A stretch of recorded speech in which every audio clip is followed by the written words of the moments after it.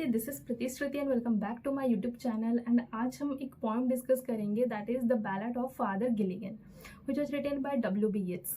Okay, so before going to the poem, पहले मैं ये जो टाइटल है the ballad of Father Gilligan, उसके बारे में थोड़ा इंट्रोडक्शन दे देती हूँ, उसको समझा देती हूँ। ठीक है, so the ballad of Father Gilligan. तो बैलेड का मतलब क्या है? बैलेड का मतलब होता है कि एक पोएम फॉर्म में, एक सॉन्ग फॉर्म में अगर हम किसी के स्टोरी को रिप्रेजेंट करते हैं या नरेट करते हैं तो उसको हम एक बैलेड कहते हैं।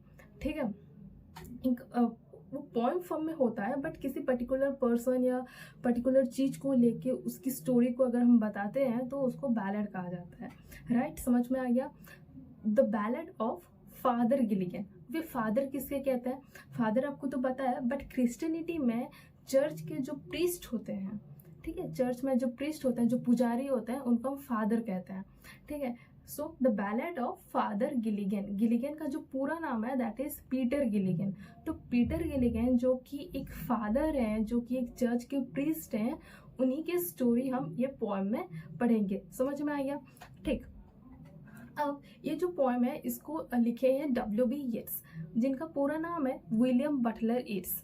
ओके, जो कि इरलैंड से बिलोंग करते हैं, Ireland and more precisely that is from Dublin. Okay, वहीं के रहने वाले हैं। तो विलियम बटलर येट्स, एंड ये एक बहुत ही फेमस पोइट हैं, ड्रामेटिस्ट हैं। ओके, एंड जिनको कि अपने लिटरेचर के लिए 1923 में नोबेल प्राइज में मिला था। And he has written more than 100 works. Okay, बहुत सारे पोएम्स लिखे हैं, ड्रामास लिखे हैं।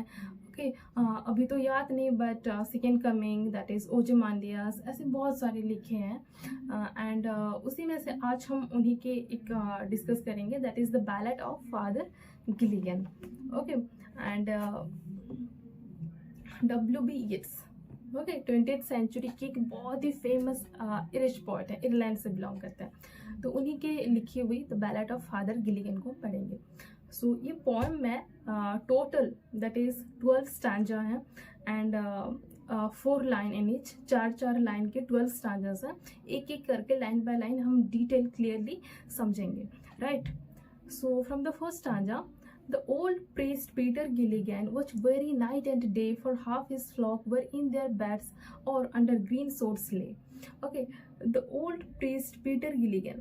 So from the first line very clearly it has represented that the old priest Peter Gilligan. Peter Gilligan जो है वो एक priest है, and वो ओल्ड मतलब वो बूढ़े हो गए हैं। He is in his old as.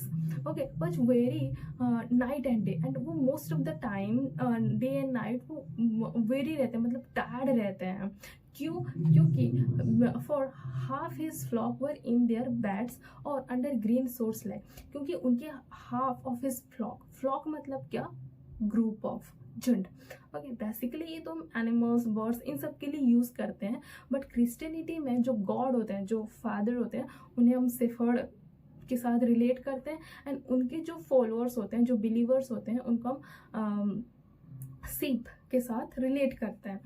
तो उस हिसाब से यहाँ पर जो गॉड है उनको शेफर्ड के हिसाब से रिलेट किया गया। उनके जो फॉलोअर हैं उनको सीप, दैट इज उनके फ्लॉक, उनके ग्रुप ऑफ सीप, दैट इज उस हिसाब से फ्लॉक टर्म का यूज किया गया है। समझ में आया? For half his flock were in their beds. तो जो पीटर गिलिगन है, जो कि एक प्रीस्ट हैं, फादर हैं, उनके हाफ फॉलोअर्स वो सिख हैं। ओके, सिख हैं, एंड हाफ जो कि ऑलरेडी उनकी डेथ हो गई है। ओके, तो उनके जो फॉलोअर्स हैं they were dying in a huge number, and most of the followers they were in the sick bed as well. Okay, and that's why एक प्रीस्ट का काम होता है ना कि अगर कोई सिक बेड में होता है तो वहीं पर जाके कुछ स्पिरिचुअल प्रेयर करते हैं, वो कुछ रिचुअल्स को फॉलो करते हैं, प्रेयर करते हैं, हिम्स पढ़ते हैं, ताकि जो सिक मैन है उसकी सोल को थोड़ा पीस मिले। राइट, तो उनकी वो काम है। तो वो सब प्रेजेंट करते करते जो पीटर गिलिगन है वो थक जा रहे हैं। ओके, मैं भी कुछ सिचुएशन ऐसा होगा, सेटिंग ऐसा होगा कि कुछ मतलब शायद वहीं पर जो प्रीस्ट इतने ज़्यादा नहीं होंगे, दैट्स वाई पीटर गिलिगन को ज़्यादा लोड आ जा रहा है, राइट? वो अकेले होंगे, that's why. And huge number of death क्यों आएगा? शायद कुछ एपिडेमिक आ गया होगा। एंड इसकी भी एक स्टोरी है, वो हमारे यहाँ को समझने की इतनी ज़रूरत नहीं है, एंड वो अगर मैं समझाने लगूँगी तो बहुत लंबी हो जाएगी। बट इरिश में उस टाइम एक एपिडेमिक आया था जिसकी वजह से बहुत सारे लोग they were dying in huge number. Okay, so in that sense ये आया है। तो पीटर गिलिगन शायद एक ही होंगे जिसकी वजह से उनको बहुत ज़्यादा काम हो जा रहा है, and that's why he is feeling tired. Okay, तो उनके जो मैक्सिमम फॉलोअर्स हैं, जो बिलीवर्स हैं, either they were in the sick bed and या फिर वो डेथ को फेस कर चुके हैं। ओके, ग्रीन सोर्स मतलब grey beard. Okay, once while he nodded in a chair at the moth hour of the eve, another poor man sent for him and he began to grieve. Okay, once, तो एक बार he nodded in a chair at the moth hour of the eve. moth hour मतलब क्या? Moth जो कि एक insect है, butterfly तो नहीं बट उसके जैसा कुछ सिमिलरिटीज हैं उसके जैसा। मोथ जो कि एक साउंड प्रोड्यूस करता है एंड ची ऐसा कुछ।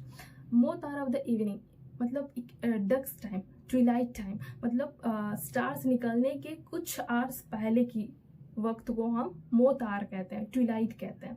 ओके, ड्यूरिंग दैट टाइम जो पीटर गिलिगन है वो ऐसे चेयर पर बैठे बैठे उनकी आंख लग गई है and he has nodded of.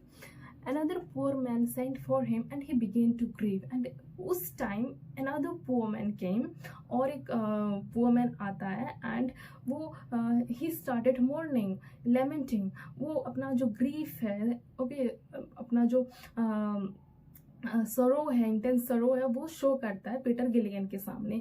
And Peter Gilligan instantly उनके निकलता है कि I have no rest nor joy nor peace for people die and die. क्योंकि लोग इतने ज़्यादा मर रहे हैं कि मेरे जीवन में ना तो कोई रेस्ट है, ना जॉय है, ना पीस है। मतलब एक मैं पूरा स्टक हो गया हूँ, रेस्टलेस हो गई है मेरी लाइफ में, पूरी टायर्ड हो गया हूँ। ठीक है, ऐसा मतलब एक नेगेटिव स्टेटमेंट निकलती है उनके मुंह से। And from the very next line वो बोल रहे हैं कि and after cried he God forgive my body spec and not I. The very next line वो अप्लोजाइज करते हैं भगवान से कि भगवान मुझे माफ़ कर दो, ये मैं अपनी जो ड्यूटी है उससे थोड़ा डिस्ट्रैक्ट मैंने कुछ बोल दिया, ये मेरा ड्यूटी है, मुझे ऐसा नहीं बोलना चाहिए था। And he seek forgive to God, भगवान से माफ़ी मांगता है कि मुझे ऐसा नहीं बोलना चाहिए था, ये मेरा ड्यूटी है। एंड बट ये मैंने नहीं बोला, ये मेरा body, my tired body said it but not I. मैंने सोच के ऐसा या मेरे दिमाग या मेरे दिल से मैंने ऐसा कुछ नहीं कहा कि जो मेरा टायर्ड बॉडी है he is speak but not I. Okay, next stanza. He knelt and leaning on the chair he prayed and fell asleep, and the moth hour went from the fields and stars began to peep. Okay, he knelt and leaning on the chair he prayed and fell asleep. Next, he nailed मतलब जो हम घुटनों में बैठते हैं वो ऐसे बैठ के भगवान को प्रेयर कर रहा है, फॉरगिव सीख कर रहा है कि मुझे ऐसा नहीं बोलना चाहिए था, बट ये मैंने नहीं, अब मेरी जो टायर्ड बॉडी है ये बोला। ठीक है, एंड वैसे एंड अगेन वैसे चेयर में थोड़ा लीन होगा, मतलब ऐसा थोड़ा झुक कर lean on the chair he prayed and fell asleep। इतने ज़्यादा थक गए थे कि unknowingly, not knowingly but unknowingly he fell asleep, वो सो जाते हैं। again he nodded off and the moth hour went from the fields and stars began to peep, and जो moth hour थे वो धीरे धीरे पार हो गए। ओके, इवनिंग टाइम चला गया and the stars they began to peep in the sky, and जो आसमान में stars they began to peep. Okay, they slowly into millions grew, and leaves shook in the wind, and God covered the world with shade and whispered to mankind. They slowly into millions and stars, वो एक एक करके millions of stars आसमां में आ गए and live soak in the winds, and धीरे धीरे हवा भी बहने लगी। ओके, कितना सुंदर नज़ारा है। देखो आसमां में एकदम स्टार्स बहुत सारे आ गए, मिलियंस नंबर्स ऑफ, एंड हवा भी बहने लगी, and because of that wind पत्ते भी पत्ते भी they also started shivering.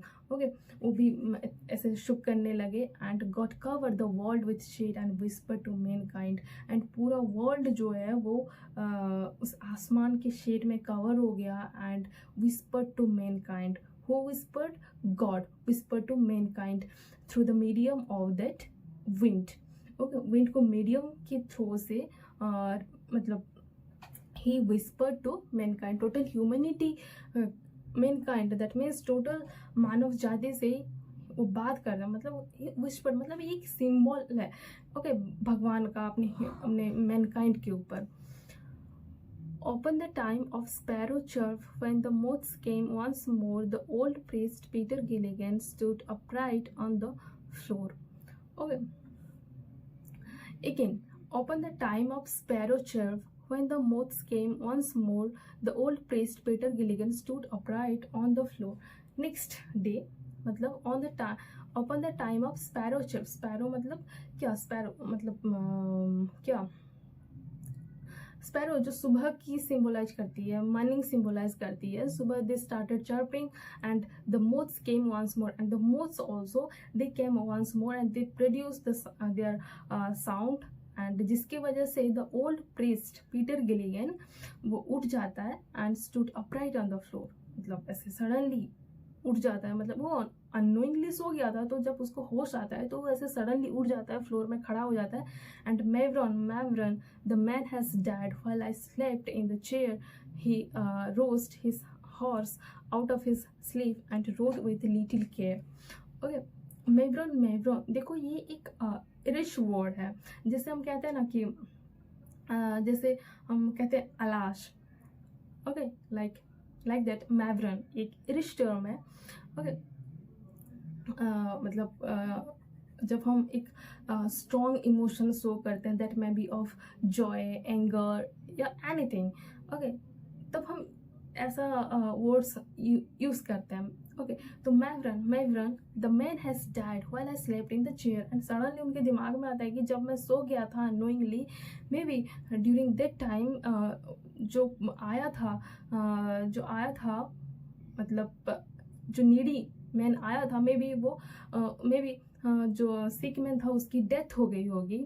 Okay, and suddenly he roused his horse out of his sleep and road with little care, and suddenly वो उड़ता है, अपने घोड़े के पास जाता है, उसको उठाता है, क्योंकि जितने पीटर गिलिगन थके हुए थे उतनी ही उनकी हॉर्स भी थका हुआ था, तो वो भी सो गया था, तो वो एकदम सडनली उठते हैं and rode his horse and out of his, जो उनकी हर्स जो सो गया था उसको भी उठाते हैं, and road with little care मतलब without any care. Okay, recklessly वो ऐसे भागते हैं। Okay, he rode now H he never rode, मतलब पहले ऐसे कभी नहीं दौड़ाए थे अपने घोड़े को, ऐसे ही वो भागे recklessly. Okay, by rocky lane and fen the sick man's wife opened the door, father you came again। okay, by rocky lane and fane, मतलब rocky lane मतलब एकदम it was not a smooth lane, बहुत rock था, and it was wet as well। फेन का मतलब wait लेन, वो ऐसे ही recklessly ऐसे ही भागे पूरा, जैसे पहले कभी नहीं गए थे। Okay, and the sick man's wife open the door, and जब वो जाके डोर नॉक करते हैं उस सिक मैन के घर जाके, जब डोर को नॉक करते हैं तो उसकी वाइफ आके डोर खोलते हैं, वो बोलती है कि फादर यू कैन अगेन। देखो यहाँ जो इम्पोर्टेंट है that is the term again. जो उस सिक मैन की जो वाइफ होती है वो बोलती है कि यू केम अगेन, तुम फिर से आए। And is the poor man died, he cried. तो पीटर गिलिगन पूछते हैं कि is the poor man died, क्या वो पुअर मैन जो है वो मर गया? ही डाइड एन आवर एगो। तो उनकी जो वाइफ है, सिक मैन की वाइफ जो है वो बताती है कि या या ही डाइड एन आवर एगो, 1 घंटे पहले वो मर गए। And the old priest Peter Gilligan in grief swayed to and fro, and जो पीटर गिलिगन थे वो दुख में, इन ग्रीफ, वो ताकि वो कुछ कर ना पाए, इन ग्रीफ वो टू एंड फ्रो मतलब इधर से उधर, इधर से उधर, वो मतलब he started to sway to and fro, यहाँ से वहाँ, यहाँ से वहाँ, जो वो अपना टाइम मतलब he was showing a sense of grief.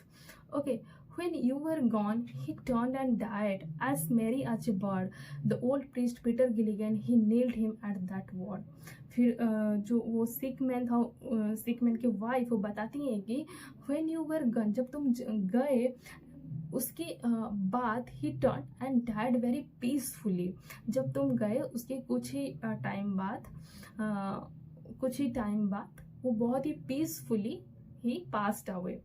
As merry H a bard मतलब बहुत ही peacefully. Okay, the old priest Peter Gilligan, he kneeled him at that word, and उसी वर्ड पे जो पीटर गिलिगन है उसको सब कुछ समझ में आ जाता है। And he who has made the night of stars for souls who tire and bleed sent one of these great angels down to help me in my need. तब उनको, पीटर गिलिगन को समझ में आता है कि he who has made the night of stars, that means God, जो कि पूरे आसमान में स्टार को बिखराए थे, स्टार को शैटर किए थे, जिसकी वजह से कि जो सिक मैन है उसको थोड़ा आराम मिले, थोड़ा कूल मिले, and he might have sent an angel of him, angel servant of him to help him. Okay, and क्योंकि वो भगवान को अपने रिलीफ के लिए वो प्रेयर किए थे, तो हो सकता है कि भगवान उनकी एक सर्वेंट को, उनकी एक सर्वेंट एंजल को भेजे होंगे उनकी रिलीफ के लिए, उनकी मदद के लिए, and for soul who tire and bleed. Okay, that means उनकी टायर्ड बॉडी को रिलीफ देने के लिए वो एक उनकी एंजल सर्वेंट को भेजे होंगे, and sent one of his great angels down to help me in my need, मेरे नीडी टाइम में वो अपने एक एंजल को भेजे होंगे मेरी मदद करने के लिए। Okay, he who is wrapped in purple ropes, यहाँ पर पर्पल वर्ड क्यों यूज किया गया है, नो व्हाई नॉट रेड और एनीथिंग एल्स। पर्पल क्योंकि ये सिंबलाइज करती है नोबिलिटी को, विजडम को, ओके, पावर को, क्रिएटिविटी को पर्पल सिंबलाइज करते हैं। दैट्स व्हाई यहाँ पर पर्पल का यूज किया गया है। तो he who is wrapped in purple robes, he मतलब God, he who is wrapped in purple robes with planets in his care, तो भगवान जिनके केयर में कि सारे प्लैनेट हैं, that means he has very मतलब गॉड जिनके पास की बहुत बड़े बड़े रेस्पॉन्सिबिलिटीज हैं, had pity on the list of things asleep upon a chair। तो लास्ट स्टांजा में, लास्ट फाइनल स्टांजा में वो बोल रहे हैं कि भगवान भगवान God with planets in his care, जिनके अंडर में सारे प्लैनेट्स हैं, उनके केयर में सारे प्लैनेट्स हैं, दैट मीन्स उनके बहुत सारे बड़े बड़े रेस्पॉन्सिबिलिटीज हैं, स्टिल वो एक छोटी सी चीज़, that means to Peter Gilligan, एक छोटे से पीटर गिलिगन जब वो नीड कर रहे थे, दैट टाइम ऑल्सो भगवान उनकी सुनते हैं एंड उनकी मदद करने के लिए आते हैं। That means God is so merciful, okay, and he shows his pity to everyone who need him, right. तो भगवान जिनकी इतने बड़े बड़े रेस्पॉन्सिबिलिटीज हैं, पूरी वर्ल्ड उनके अंडर में है, स्टिल अगर कोई उनको नीड करता है या प्रे करता है, तो he listens to everybody's problems, उनकी नीड्स को समझते हैं and he is there. Okay, तो ये था पोएम। इसका जो मतलब मेन थीम है, दैट इज कि that means the power of God, कि गॉड जिनके अंडर में कि पूरा वर्ल्ड है, but he gives his importance to everyone. Okay, एक इंसेक्ट को भी जितना इम्पोर्टेंस देंगे, एक बहुत ही बड़े अगर ह्यूज कोई प्रॉब्लम आती है तो वहीं पर भी अपना ध्यान देंगे। That means to everyone he has his equal responsibilities and equal importance, ये है। ओके, देखो ये टोटल पोएम में जो राइमिंग स्कीम है, दैट इज ABCD। ओके, आप एक बार पोएम पढ़ोगे तो आपको खुद ही ये समझ में आ जाएगा। इसकी राइमिंग स्कीम ABCD इसका है। ओके एंड यहाँ पर बहुत सारे जो है फिगर ऑफ स्पीच का यूज़ किया गया है। पहले तो है रिपीटेशन का यूज़ हुआ है, जैसे डाई एंड डाई, देन मेव्रॉन मेव्रॉन। ओके, रिपीटेशन का यूज़ हुआ है। सेकेंडली सिमिली का भी यूज़ हुआ है। ओके, सिमिली का यहाँ पर हमने एक लाइन पढ़ा, दैट इज एच मेरी H A bird. Okay, comparison that is simile का यूज़ हुआ है। सेकेंड यहाँ पर एक्सक्लेमेशन का यूज़ हुआ है, मेव्रॉन मेव्रॉन। ओके, एक्सक्लेमेशन का यूज़ हुआ है। ओके एंड और क्या यूज़ हुआ है, बहुत सारी इमेजरी का यूज हुआ है, that is stars. Okay okay then next और क्या है, एसोनेंस का यूज हुआ है, प्रीस्ट पीटर। ओके देन और क्या है, यस और एक भी है, लिटोटेट्स का यूज हुआ है, that is and road with little care.